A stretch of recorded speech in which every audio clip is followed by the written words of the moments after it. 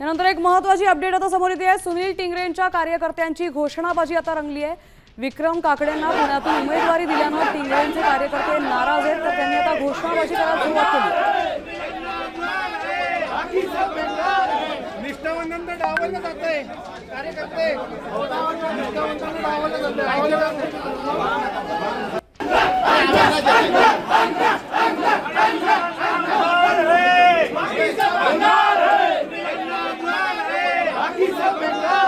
निष्ठावंतांना डावललं जातंय, कार्यकर्ते निष्ठावंतांना डावललं जातंय।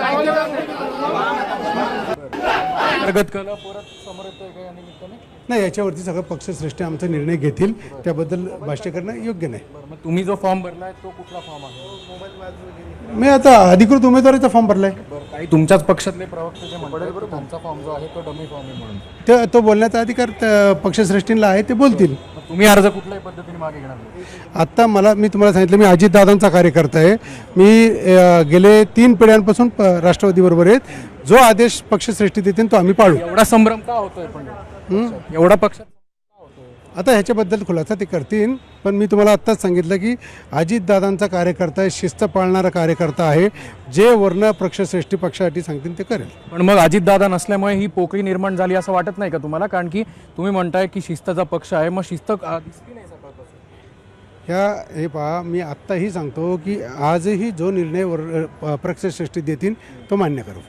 आपण बघतोय की सुनील टिंगरे आपल्या सोबत आहेत। या ठिकाणी कार्यकर्त्यांच्या घोषणा सुद्धा या ठिकाणी पाहायला मिळत आहेत आणि ज्या पद्धतीने अर्ज भरलेला आहे आणि पक्षश्रेष्ठी जे म्हणतील तोच निर्णय अखेरचा होईल अशी भूमिका सुनील टिंगरेंनी घेतलेली आहे। काही वेळापूर्वी आपण जर पाहिलं तर सुनील टिंगरे यांच्याच पक्षातले म्हणजे राष्ट्रवादीच्याच पक्षातल्या लोकांनी सुनील टिंगरे यांचा फॉर्म जो आहे तो डमी असल्याचं सांगितलं होतं। मात्र सुनील टिंगरेंनी स्पष्ट भूमिका घेतलेली आहे की माझा फॉर्म जो आहे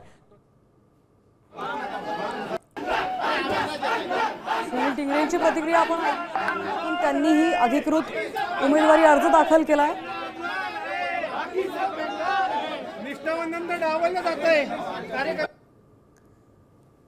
मी अधिकृत उमेदवारी अर्ज भरलाय असं टिंगरे यावेळेला म्हणालेले आहेत। अजितदादांचा सच्चा आणि खंदा कार्यकर्ता असल्याने पक्षाचे वरिष्ठ जे सांगतील ते मी ऐकेन असं म्हणालेत।